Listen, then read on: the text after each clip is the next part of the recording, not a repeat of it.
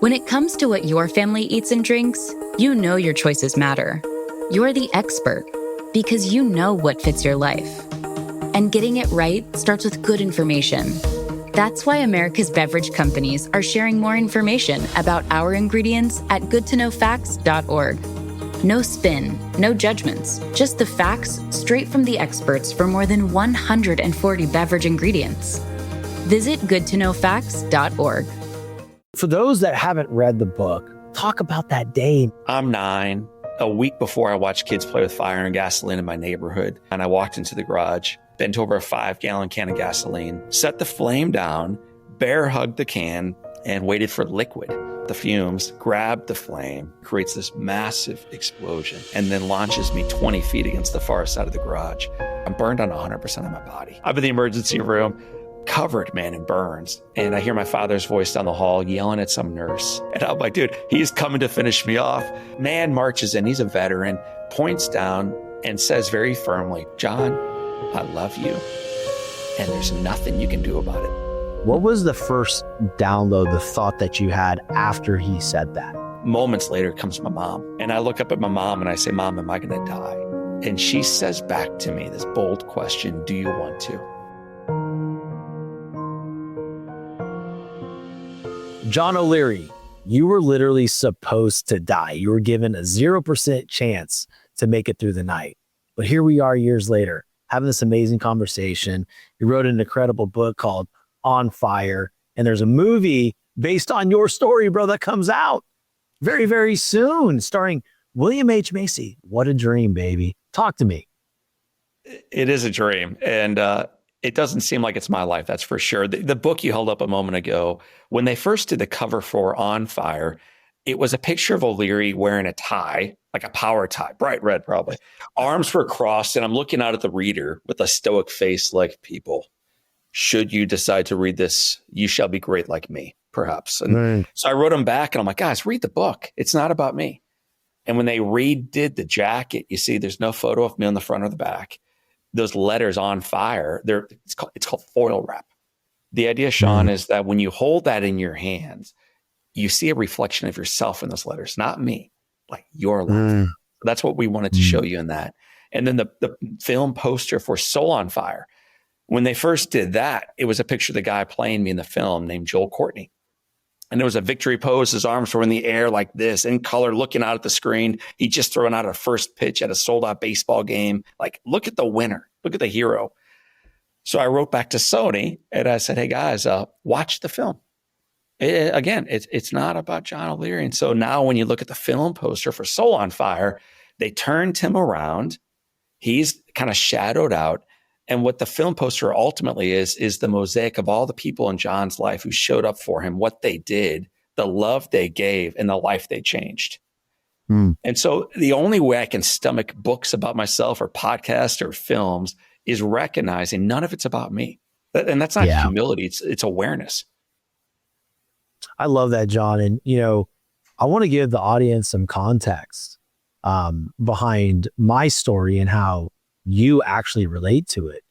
You showed up for me, dude, and you didn't even know. So what you created in your life by choices you made by becoming a victor instead of a victim, you put out this amazing story of community coming together to help you heal, right?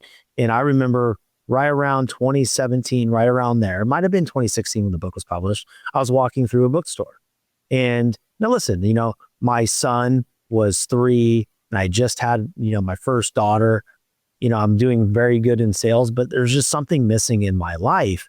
And I couldn't really figure out what it was. I was just hurting in some way. I needed something else to tap into the thing that I was just laying dormant, like allowing to lay dormant. And I couldn't find a book. I'm going around, and a lot of times, like to your point, like I will pick up a book based on the cover. And I saw yours finally. It said On Fire. I'm like, ooh, what is this? I want to be on fire. Because I thought it was about just being lit up, right? Yeah. To go out there and conquer. And that's the kind of energy that I wanted to be on. But then I read the description and I'm like, oh, this is much different. I'm still going to buy this book. And for those who know me know that I'm not going to sit and read a book cover to cover. It's very hard for me to do that and sit down. But I picked up your book. I read it cover to cover. And I remember talking to my wife about you years ago. I said, this book right here is going to serve a big purpose in my life. And now here I am, however many years later, because I suck at math. I'm having this conversation with you about your book that a movie was just made, right. chronicling, and actually talked to one of the stars of the movie about your story. And so I sit here to say, and for the audience listening and watching, don't just pick up a book, connect Right. with it. Don't just have a conversation, connect with it, because you never know, years later, this whole thing could come full circle and you could literally be having a conversation with someone that impacted your life. That is so cool. Like, oftentimes the work, because I'm a speaker and a writer, have a podcast, but it's a little bit like throwing seeds in the field and you don't really return to the field. It's very difficult in the work we do to really understand what has happened. And more importantly, is it worth it? So to hear one story, your story, that somehow this book hit you at the right time and moved you in the right direction and lit you up again. You're right, man. Like, On Fire is not about like sprinting through walls. It's about reminding yourself that it's possible if you want to walk through them or climb over them or walk around them. Like, you can move forward in your life. You have agency, but you've got to stop making excuses. So true. And indeed, like, I will be, very, very forthcoming and saying, like, dude, if I had never read your book, I'm not doing what I'm doing. Awesome. That's true. I mean, the people that know me and listen to me for a very long time know that I don't say shit that's not true. Like, Right. I will give my honest opinion. And so for those that haven't read the book, they obviously haven't seen the movie yet, right? But talk about that day, man. Talk about that day that your whole life kind of took a little bit of I'd say a little bit facetiously, but a detour. It took a little detour. An explosion in your childhood house will do that to a man. So here's the story in a nutshell. I'm 9. A week before, I watched kids play with fire and gasoline in my neighborhood. This is the 80s. Crazy things are happening. You don't have anything to do, so you just mess around outside all the time. And I figured if these kids could do that at 11 and 12, I could certainly do it at age 9. So the following weekend, my mom and dad are gone. The house was mine. I walked into the garage, bent over a 5-gallon can of gasoline, try to pour a little bit of gas on top of this little bit, like essentially a match on fire. And as I reach for the can, Shawn, it's too heavy. It's 5 gallons. That's like 42 pounds. Set the flame down, bear hugged the can, very carefully tipped it, and waited for liquid. And before the liquid came out, the fumes, grabbed the flame, pulls it back into the container, creates this massive explosion, splits the metal in two, picks up the 9-year-old boy, and then launches me 20 feet against the far side of the garage. So this little detour, man, in short, I find myself trapped in a garage, covered in gasoline. Everything around me is burning, and so am I. Later that morning, I'm in the emergency room. That's a true story. I'm in the emergency room, covered, man, in burns and in pain. But the thought I had, like on repeat, like this drumbeat was, oh my gosh, my dad is going to freaking kill me when he finds out what I did to the garage. Like, this thing is done. Why is the staff messing with me? Have they not met my dad? And, we talked about heroes a moment ago, and you're about to start seeing them show up. So I'm laying in the emergency room dying. And I hear my father's voice down the hall yelling at some nurse, "Where is my boy, John?" And I'm like, dude, he's coming to finish me off. So one of them brings him back. Should have called security. He opens up the curtain. Man marches in. He's a veteran, points down and says very firmly, "John, look at me when I'm talking to you."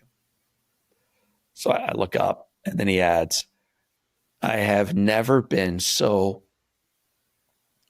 proud of anyone in my entire life. And my little buddy today, this morning, I'm glad, just simply glad to be your dad." And then Shawn, my dad, goes, "John, I love you, and there's nothing you can do about it." Wow. And at that point, right. And first of all, I mean, to me, it's kind of a miracle that you're even aware of anything at that point, right? And you hear your father tell you that. What was the first download, the thought that you had after he said that? So these are my memories. This isn't like, well, it was told to me that like, Yeah. this is just what happened. So what I remember immediately afterwards, he says he loves me. There's nothing I can do about it. I shut my eyes and remember thinking, oh my gosh, nobody told my dad what happened. Like maybe I can get away with it. That was the very first thought. Because I did not really, I'm now a dad of 4, so I get it. But you don't really, really get love and grace and mercy, I don't think, until you love something bigger than yourself. Mm. And I did not. And I was after playing baseball, man. That was my dream. I wanted to play ball and I wanted to be outside and I wanted friends. And I was chasing me. And I experienced that love. And right behind my dad's love, like moments later, comes my mom. And she's bold. She's this awesome lady still. She took my right hand in hers. She pats my bald head. It's like a train wreck. I'm burned on 100% of my body, 87% third degree. And I look up at my mom and I say, Mom, am I going to die? And she says back to me this bold question, do you want to? It's your choice, not mine, John. And I looked up and I said, Mom, no, I don't want to die. Gosh, I want to live. And her response was, good, hon. Then take the hand of God, walk the journey with him, and fight like you never fought before. Your daddy and I will be with you every step along the way. But do your part and fight. And on that morning, Shawn, like, I didn't know what any of this meant, man. I didn't know what amputations were coming. I didn't know what skin grafts meant or debridement. Like, I don't know the journey or the science, but I do, even as a kid, know how to fight. And came up in a faith-filled house, and I knew what it looked like to take the hand of God and just shut your eyes and move on. And that's what we did. And I'm not telling you that it made 5.5 months in hospital easy. I don't think there's enough morphine to do that. But I think what those parents did for me on day one made the journey possible. Thank you for diving into that, because I think as a young child, we can all think of those moments where like dad's going to kill me. Mom's going to, if he doesn't kill me, mom's going to finish me off. But to have that grace and that love in such a big moment, right? And your parents just, dude, it just reading the book, screening the movie, and then listening to you right now on first account is like, your parents were special, man. Dude. They understood, understanding the bigger picture. It's like, what's more important? Empower my son or be pissed at him for setting the garage on fire himself, right? An explosion at my house. They were just a different, they're just different. So you're about to make a trade based on a friend's text. But which you do you listen to? Is it, we could buy a house in Tulum? Get optioning those options. We could lose everything. Or let's do a little research. Get your head in the trade and make the investment decision that's right for you. Learn more at finra.org/trade smart. This episode is brought to you by State Farm. Listening to this podcast? Smart move. Being financially savvy? Smart move. Another smart move? Having State Farm help you create a competitive price when you choose to bundle home and auto. Bundling, just another way to save with the personal price plan. Like a good neighbor, State Farm is there. Prices are based on rating plans that vary by state. Coverage options are selected by the customer. Availability, amount of discounts and savings, and eligibility vary by state. And still are. My dad passed away on May 30th recently. Yep. So that's still part of our story now. But he was different until the very end on purpose. He was beautiful. Had Parkinson's disease for 30 years, but just never griped. Not once in his life was a victim to a thing that robbed everything from him. Wow. There's something to be said in that. So we can come back to that if you want. But my mom is a big reason why he was able to stay at home until the day he died, because she fought for him. She is heroic. We can talk about the time in hospital, like the things she did.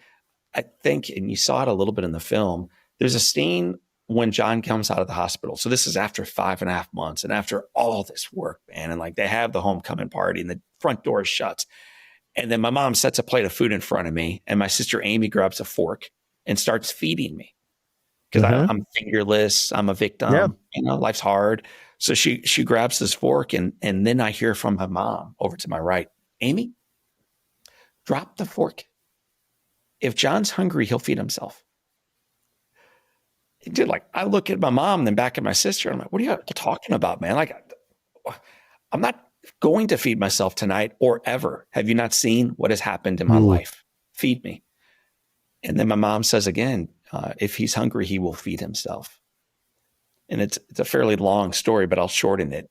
It was about a 2-hour dinner then of a kid crying and flipping plates and cursing and getting yelled at for cursing and everything else that takes place when you're a child and you're struggling. But by the end of that night, Shawn, like, I had figured out a way to wedge the fork between two hands, bend my elbows enough to put food in my mouth. And the entire time staring at my mom thinking, man, I hate this woman. I hate my mom, but I'm eating. So this lady, this leader, wasn't just there like in that moment of the explosion, like, oh, she said the right thing once. No, man, she did the right thing consistently almost every day of her life to elevate the lives of those around her. And almost none of it was easy. Making a kid cry and feel the fall on the floor and a million things like this, like, that's not easy. The easier thing is to feed the kid, man, get dinner over with. But she was trying to teach me agency. Like, tough love is hard, but it sets you free in the long run. Well, in the movie, it said, I mean, again, probably wasn't word for word, but she said to your sister, if you do it for him now, he'll never learn how to do it. You'll be doing it for him forever. Something of that tone. And when we're talking about the support, you're talking about community showing up. You have, and again, look, man, I have 3 children. Okay. And when something goes on with my son or my 2 daughters and nothing that went on with you, it's like, I just want to rescue.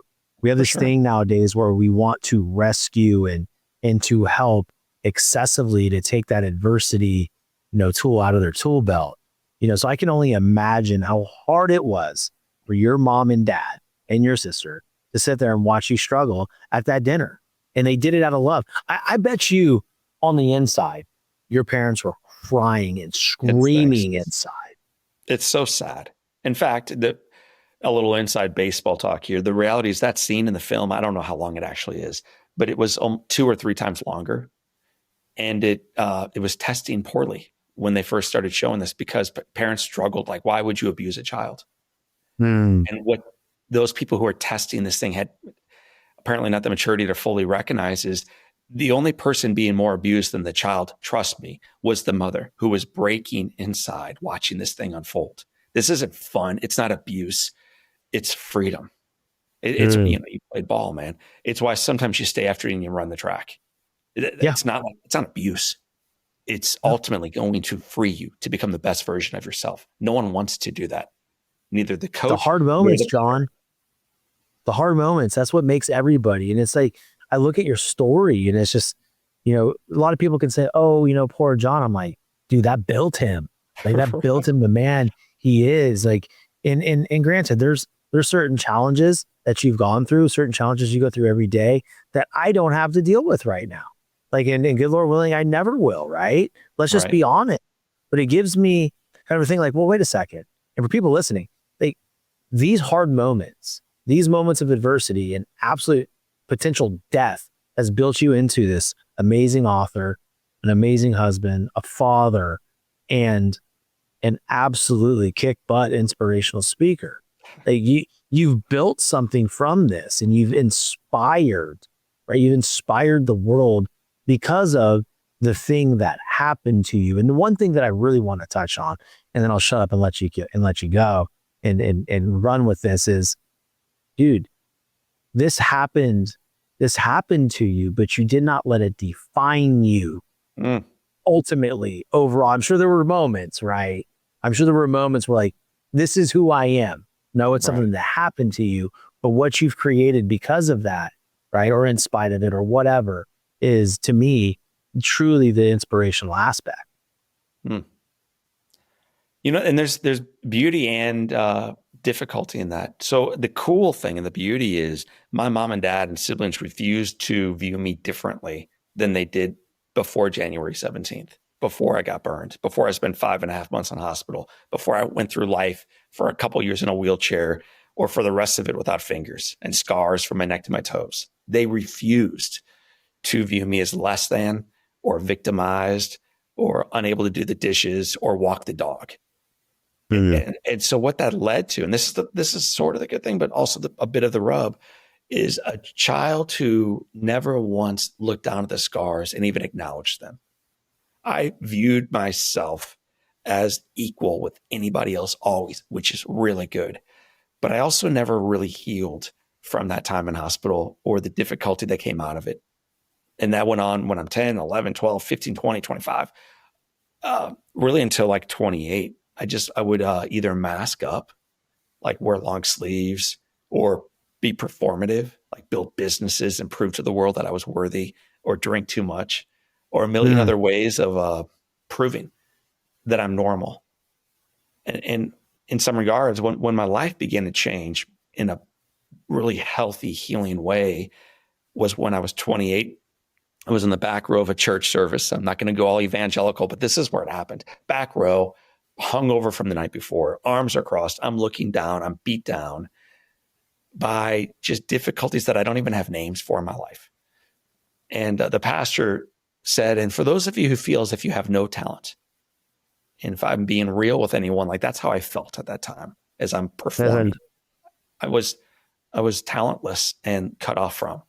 That's how I felt. And he said, listen to me, your life. And then he goes, your life is a precious, priceless gift. You have one job. Say yes to being used for good. And for whatever reason, this like line structure just rocked me. I wrote it down. I went to work the following day, and you saw this in the film, this part of it. And I'm just working. And a car pulls up, and a lady says, will you speak at my Girl Scout troop? In any other day in my life before that, I would have said no, because I'm not a speaker. I'm not going to be defined by my scars or my past. I'm moving forward. Thank you very much. I'm not going to talk about it. But the day before, this guy, man, in a church service said, say yes to being used for good. And that awkward yes led to one little speech with a few Girl Scouts, led to another speech, led to a third, a fourth, a fifth, a 10th, a 50th, a 100th, a 1,000th, 2,700 speeches later. But what happened in each speech is each time out, I got a little bit more comfortable on why my story mattered to someone else than theirs. And when you begin to heal, like there's a guy named Henry Nouwen who wrote, your scars exist because wounds have healed. And he also wrote later on in this book, what is most personal and private is most universal and sacred. So the very things you want to bury deep in the ground are in fact once redeemed and embraced and lifted back into the light, the very things that connect you to others. So as I'm speaking to a couple Girl Scouts, I wasn't there yet, but to the Rotary Club, a little better, Kiwanis, a little better, Chamber of Commerce, a prison, a school. And at each time out, became a little bit more comfortable in my own skin. So now that I'm free. Like I'm not defined by it in a positive or negative lens. I'm just liberated by it. That's amazing, dude. Like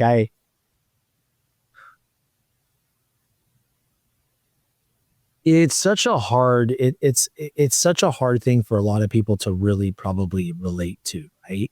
Because I mean, maybe they had a breakup or something, and that takes them on a completely different tangent, and they're never able to recover. You know, and it may be because, like, whatever the case may be for some people, right? They just choose to be that victim and stay there and live there and die there, really, quite honestly. And to me, that's sad. And also begs the question, you know, what's the support, you know, look like with them? You know, who do they have in their life? And for you, man, reading the book and watching the movie, your support, I don't want to go another minute without talking about your nurse that helped you. And Jack Buck, man, that was massive. Let's talk about those two individuals and how they played a part in your recovery.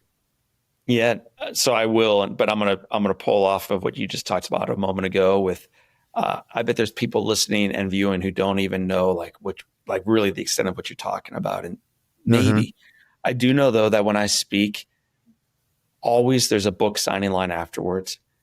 And always the first sentence they share with me is, John, it's nothing like your story, but. And then they talk about the divorce. They talk about the abuse. They talk about the bankruptcy. They talk about the cancer diagnosis. They talk about a struggle their kid has in class. They talk about depression that their sister's struggling with right now. They talk about the Republican Party or the Democratic Party or the economy. Like, they talk about how this story impacts their life because they too have dealt with fires.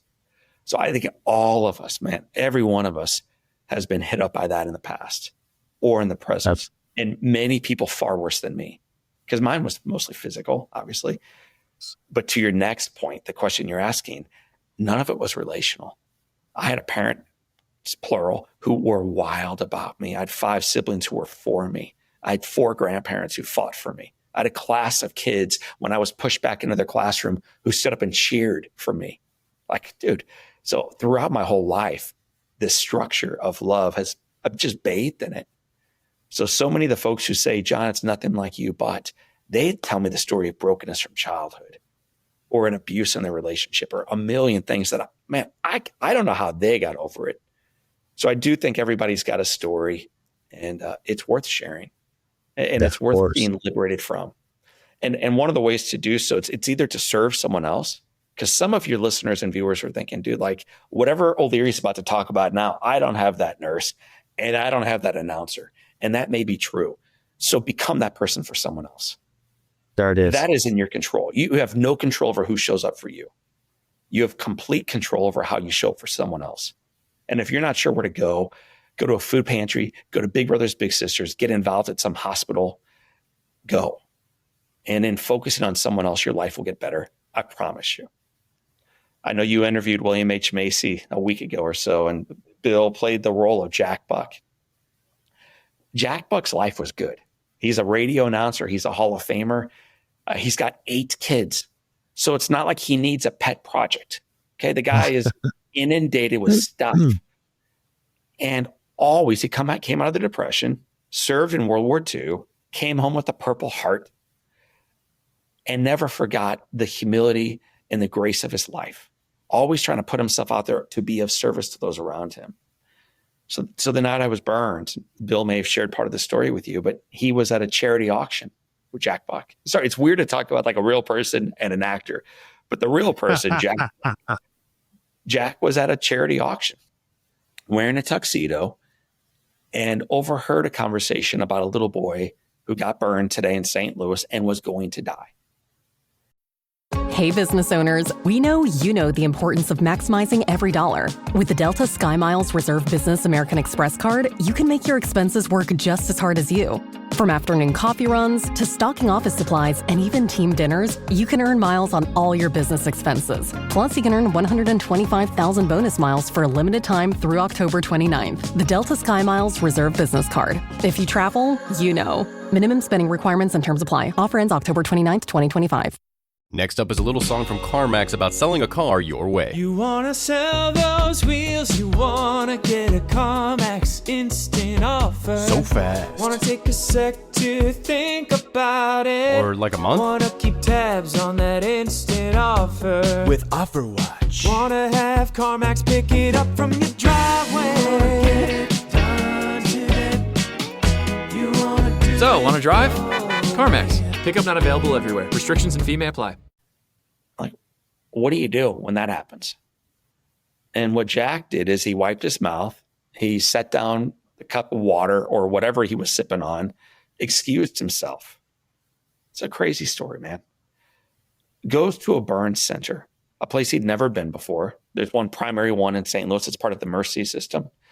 Goes to the Mercy Burn Center, takes the elevator right up to the 4th floor, walks in, gowns up, sits down, and breaks the silence of my life with the words, "Kid, wake up. Wow. You are going to live. Keep fighting. John O'Leary Day at the ballpark will make it all worthwhile. Keep fighting." And there's a million reasons why this mattered to me. Number one is I was a huge Cardinal fan. So that matters. Number two, my eyes were swollen shut. In the movie, they're swollen shut for like a day. In reality, they were swollen shut for a couple months. So to hear something that is life affirming, was meaningful. And then finally, man, like I was struggling. I'm in pain. I'm unable to move. I can't speak because of the trach, but I could feel hope. And when your hero, your boyhood idol, Jack Buck, the radio announcer for the Cardinals, comes into your room and sits down next to you and tells you that you're going to live and that once you get out, we're going to have a day to celebrate you.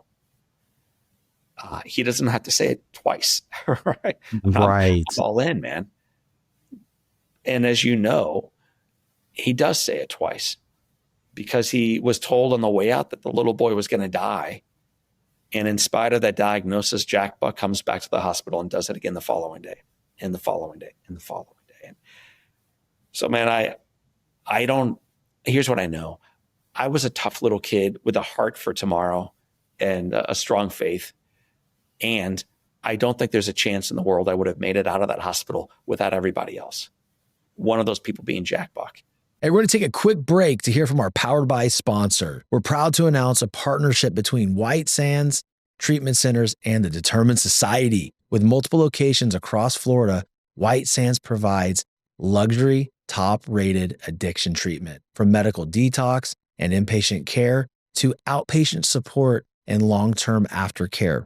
Their resort-style campuses, expert clinicians, and holistic programs create real, lasting recovery. Together, we're committed to bringing hope, resources, and healing to those who need it most. White Sands Treatment Centers. That's amazing. That's amazing. I mean, look, as you mentioned, I played ball, right? Like for me, I'm thinking, okay, if the roles were reversed and my eyes were swollen shut and I'm battling for my life, to hear an idol come in and hear the voice like I hear it on the radio, that person telling me I'm going to live and telling me to wake up, and came in day after day after day. And it wasn't like he did it for like 2 weeks. He was in your life. He showed up at your graduation. Like, this man dedicated his life to let you know, like, yo, I'm still here. Like, I'm still here. And in today's day and age, and we kind of talked a little bit, before the show about where society is, there's a massive disconnect. And the one thing that I loved about your story with Jack Buck, there was like, this man is, World War II veteran, like you said, Purple Heart, announcer for the Cardinals. You're 9 and he's showing up for you. Right. And we have a massive disconnect from that in today's society, or maybe just the visibility of it isn't there. Right. But when I just look at that story and I look at everything that he did throughout your life, just showed like who he truly was. Yeah, man. And how, I mean, to me, it's mind blowing. Can I just a little bow on who Jack Buck is? Yeah. When he passed away in June of 2002, the radio station that carried him opened up the airways for 3 hours of uninterrupted, no commercials. Call in and tell us how Jack impacted your life. And I don't know how much time you could fill on the radio. I'm not sure I would fill 3 hours. This thing went on, Shawn, for 3 days, uninterrupted. And then one more note is one of the individuals who did not call in is John O'Leary, because I wasn't telling anybody my story. No one knew what he did for me. There weren't books out about it. We weren't bragging about it on social media. He wasn't bragging about it on the evening news when he was doing this work. It was. He quietly served. You mentioned the Hall of Fame baseball. He quietly gave that to me in 1999. Never told a soul.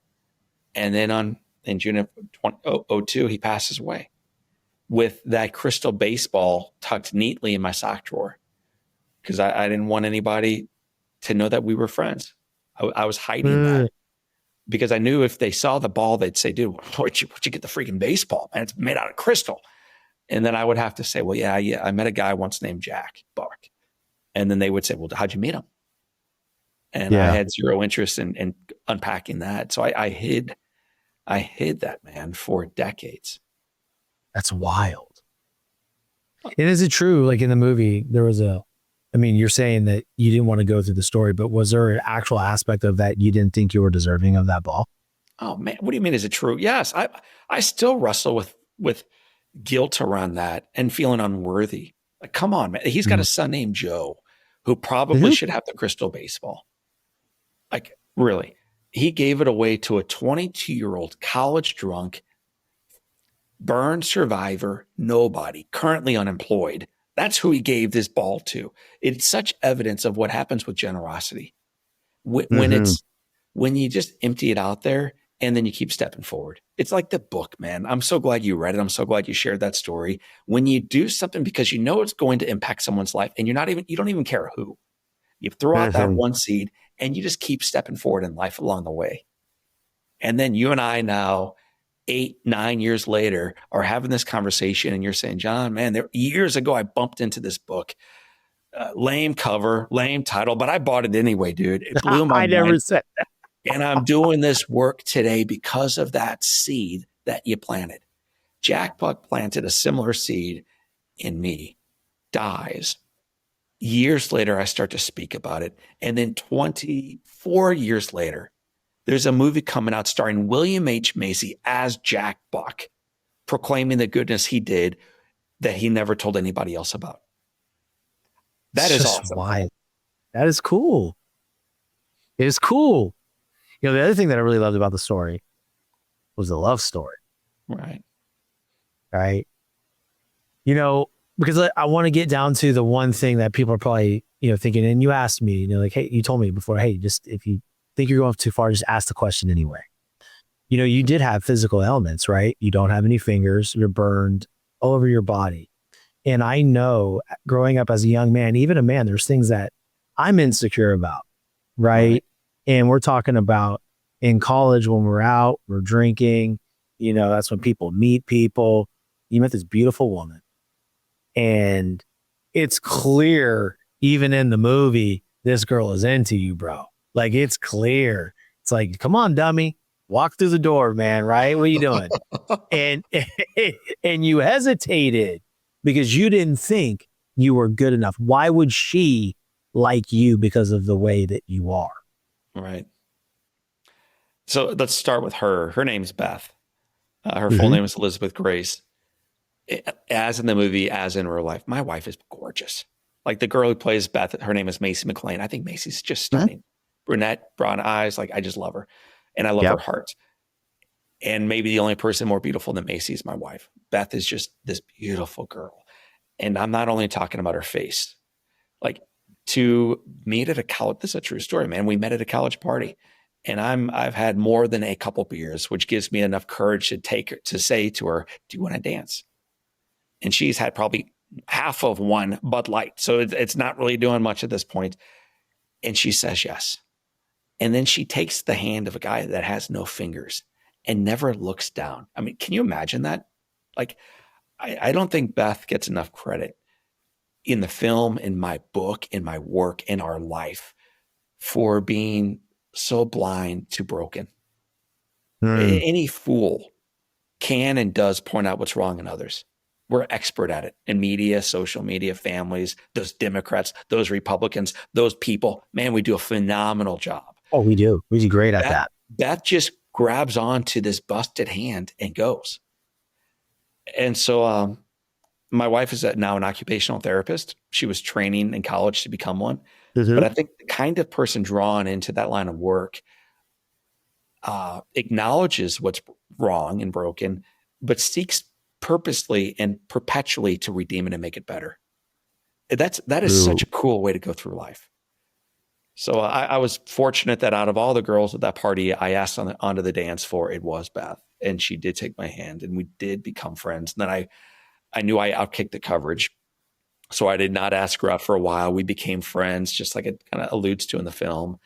And by the time I built up the courage to ask her out, man, we've been friends for so long that her response in real life and in the movie was like, you're like a brother to me. You know, oh man, I don't know what you've heard about Missouri, but it's not true. This was not her way of saying yes. Okay. So this was over, man. Like, it's not happening. That broke my heart. Oh shoot. It proved out what I knew, that I'm unlovable. And then a conversation that happened with my dad in front of the arch, man, where he basically says, you can't always choose the manner in which you walk, but you can always choose the manner in which you walk it. You can't always choose the path that you walk, but you can choose the manner in which you walk it. He said, he dropped that truth. And then he talked about this idea of stop focusing on what you get out of something and start focusing on what you can invest into it. And in truth, Shawn, I had been so focused on what I get out of Beth or any relationship as they validate and cover up my brokenness. That's what I wanted a girlfriend for. Not to complete her, as Jerry Maguire might say, but to make me full. It was all selfish, all 100%. And when she fell in love with me, it's hinted at in the movie, but this is the true story. It's when I just stopped chasing her at all. Like not even a little bit. I just was like for her. We had fun. We just had a blast, man. I was getting more comfortable in my own skin and not trying to get anything from anybody. And that is a very attractive quality in a man or in a woman. I don't mean this arrogantly. When they don't need you, they just want to be. You just want to be a service. Like in sales. I mean, you're expert in sales. When you need a sale, that is a rough place to be on the opposite side of that phone call or table.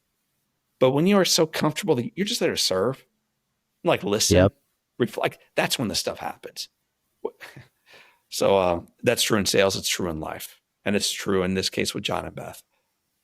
You know, it really just makes everything flow better because you're in the right energy, right? And to your point about sales, it's when you're desperate or when you want that girlfriend or when the girl wants the boyfriend and you can tell that it's a self-fulfilling kind of mission and it's one-sided. It's always met with resistance. It never happens. But when there's alignment, when you're just open and you're just being, right? You started being a certain way. You started being you. You got comfortable in you. And in the movie, you know, there was a near life death experience to where, you know, she finally grabbed you and gave you that big kiss. Was that somewhat accurate? What happened there? Somewhat accurate. I think if there's one scene that is slightly exaggerated in the entire film, it is the one you're talking about. Okay. There was a car accident in Colorado. There was a friend driving. There was a phone call made to my dad. There was an incredible conversation afterwards. That is all dead on true. There was a near-death experience that night. So that all happened. The thing with Beth is she was recognizing that this guy who had pursued her for years had moved on. I still loved her, but I'm moving on, man. My life, I'm trying to build a business. I'm trying to just build a network, not in like the now sense of it, but just trying to like grow and expand and see how far how many lives we can touch. That's what I was doing. And I was going to do that without her. And I think, again, back to that attractiveness piece, it drew her in. And so we were at dinner at this little restaurant in St. Louis called Cafe Napoli. We're at dinner there and having a glass of wine. You know, that's what friends will do. And halfway through, she just says, John, every time I'm with you now, I get butterflies. I wish they would float away, but I think I'm falling for you. And then she goes, will you date me? And so I'm kind of sarcastic. I think I said, like, Beth, I'm sorry, I don't date sisters. In fact, I find that repulsive. But then, you know, I drooled out the word like, yes. Yeah. So I drove her home that night. That's our first kiss truly on her doorstep. And it was just this like sweet courtship, old school type moment of love, man. And it's so beautiful. So that's the story. It's beautiful. And you have 4 kids together. We do have 4 kids. How old are they now? All of them are teenagers as you and I record this. So 19, 17, 15, and 13. The premiere, Bill, you know, William H. Macy goes by Billy when he's in town. So Billy was just in town October 2 for the premiere. What I'll say about William H., who you had on your show last week, like, he is cool. He's a heck of an actor. He's a good interview. But he's had us out to his house. He showed us every room in the house just to show us some cool things that he has going on. He made my son tea just so we could have an experience of what Bill was drinking. And like told him what makes good tea, what makes bad tea. Like, the dude's fun and humble and for others. So William H. Macy is cool. The kids were hanging out with him last week. John Corbett, all the actors, the director, Sean McNamara, who is a total stud. So we it is so surreal to have a film done about your life, whether you're a teenage kid and they're doing it about your mom and dad primarily, or you're the mom and dad and you're like, how in the world did this happen? How did we get here? And to be honest, like, I don't think we did. I think God has anointed these people around us to draw forward the story and then hopefully unify a nation and people who feel busted and broken and victimized right now to recognize that even in this moment, they can do good for others and they can take the next right step forward in their journey. And if we feel capable of doing those two things, we can change the world for good. I'm not sure Congress can. I'm not sure your neighbor can, because I don't know him or her. But I know you can, Shawn. And I know I can. Yeah. Yeah, that's a good point, because oftentimes in life, we see a massive problem, but we don't know how to fix it. We try so hard to fix it. But what we have to understand is it's the little moments that when you string them all together, that's what makes the ripple in society or the universe. There needs to be more conversations like you and I are having, that me and Bill had, that me and my production team have every single day, because we talk about things that are worldly. We love each other. We're building a massive movement here. We're family, but there's just not enough of that going on. So it's our job that every interaction that we have with people, even if we're met with hate and resistance, I always respond with kindness. Amen. I always do, because I want them to go, wait a second. I wanted him to come at me so I can start a fight. Yes. And he completely just disarmed me. Like, I'll disarm people on YouTube. I'll disarm people on TikTok. Like, you know what? You're right. I had my facts wrong. I must have gotten nervous. I make mistakes. Do you ever make a mistake? Like, meet them with kindness. Acknowledge when you mess up. But I think the moral of what I'm trying to say is the world will heal. There's always going to be good and evil. Let's just be honest, right? It's written that way. But what we're seeing right now in society and on this planet is a spiritual war. And everybody wants to talk about left versus right. No. It's good versus evil. Yeah, it's good versus evil. Point blank, period. Like, let's break it down, make it plain for people. And when you can accept that, then you can dive into the word. Right. You can go to church. You can lean on Christ. Yesterday is really crazy. Is I went on a speaking engagement this last weekend, and I was gone. I got home super late Saturday, going into Sunday morning at 1:30 in the morning. And then we had some family things the next day. And then yesterday, when I woke up to go to the gym, I remember pulling up in my truck, being right in front of the gym, super anxious, like debilitating anxiety. And so instead of walking for 30 minutes, and I told myself I'd walk for 30 minutes, I decided to walk for 15 before the gym opened. But in the 15 minutes prior, I would dive into the word and I would search things based on anxiety. And it helped me. Massive tangent for the listener. But the point is, you need to give the world what you want the world to be. And sometimes you got to fix some things in your life, and you may have to take God's hand. Okay, well, not may, you need to, and you need to walk with him and give it to him, because we can't fix it. We're the mouthpiece, but we can't fix it. That's so good. So I have a picture up to the right. Well, a lot of pictures. One of them is MLK. And one of my favorite quotes from King is, "It's hard for me to like the man who is kicking me in the head when I'm on the ground." And then I realized I don't have to like him. I just have to love him. And I know that sounds so Pollyannish, but right now we are trying to gotcha on every single conversation. And if we can just meet people with love, it will change the temperature, the tone in the room, and what we do next. That's really important. And the second piece, hearing what you're saying, one of my favorite parts of scripture is actually just when Jesus puts his arm around the woman at the well. We don't hear in that line whether Jesus was a Democrat or Republican. I'm still trying to figure it out. And we don't really hear what party the woman was with. We know a little bit about her past. We know a little bit about her brokenness. But we also know that in my faith view, and by the way, there's room for all of us in this tent, but in my faith view, the author of life puts his arm around a woman and just loves her. And there's a need for this right now. If you want to draw people to your side, quit shouting them down and meet them where they are, and they will be so attracted by you. It goes back to that dating story with Beth. Just love them and watch what happens. I love it, man. I love it. Thank you so much for coming on, John. It's It's been a real treat for me. And I know the audience has gotten a lot out of listening to our conversation. And for those of you that are looking for something to do, I'll give you three things. Go follow John O'Leary Inspires on Instagram. Go read his book and go see the darn movie. Go see the movie, guys, because you're seeing true love, true connection, true support in this story and in this movie and everything that you've done and how your life has, transpired from and evolved from that day to now is, like we said at the very beginning of this, it was about other people. It's about how other people showed up.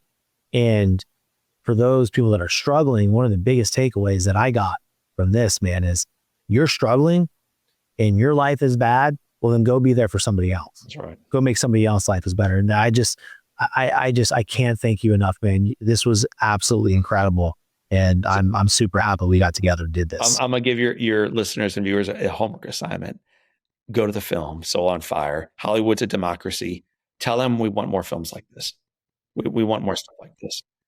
And then the final thing is when you see it at one of the near end of the scenes, when John's getting married to Beth, the girl walking down the aisle is wearing Beth's actual wedding dress. So that's wild. Church where they're married is the church where we were married. Everyone gathered where people gathered at our actual wedding, except for the actors in the front row. And then when they do the dolly shot of the church, they start off on the right, they switch to the left. As the girl's walking down the aisle, you see John Corbett and Stephanie Shostak, the actors who play my mom and dad, stand up.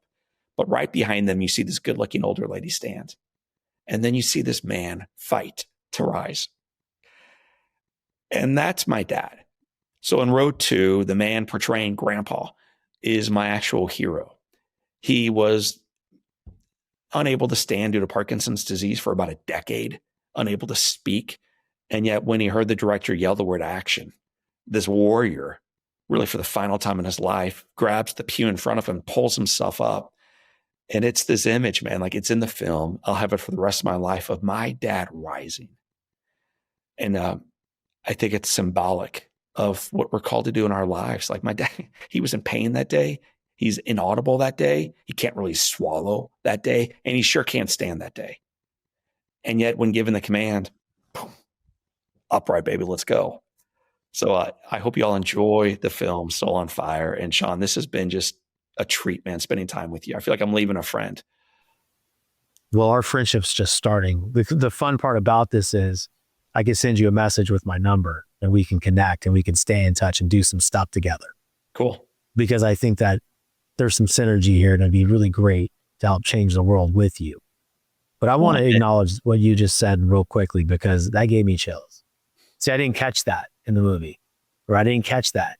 So the two things, she's wearing your wife's actual wedding dress and your dad stood up that day. That the next time I'll watch that movie, because I've seen the movie, I've got the screener from Sony, but I will go see it in the theaters because I do want Hollywood to understand that more films like this need to be out there because they serve an actual purpose. Right. They serve a purpose, and I'd really love to see the moment where your dad stood. So that's pretty dang cool, man. Pretty cool. Man, I appreciate you. Thanks, Shawn.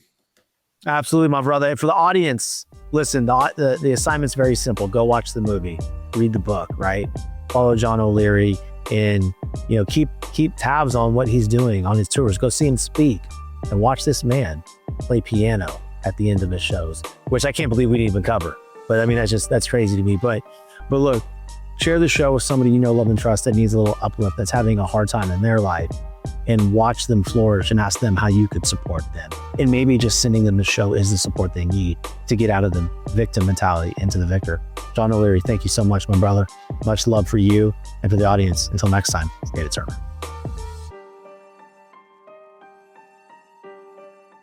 Rinse takes your laundry and hand delivers it to your door, expertly cleaned and folded. So you could take the time once spent folding and sorting and waiting to finally pursue a whole new version of you. Like Tea Time You. Or this Tea Time You. Or even this Tea Time You. Said you hear about Dave? Or even Tea Time You.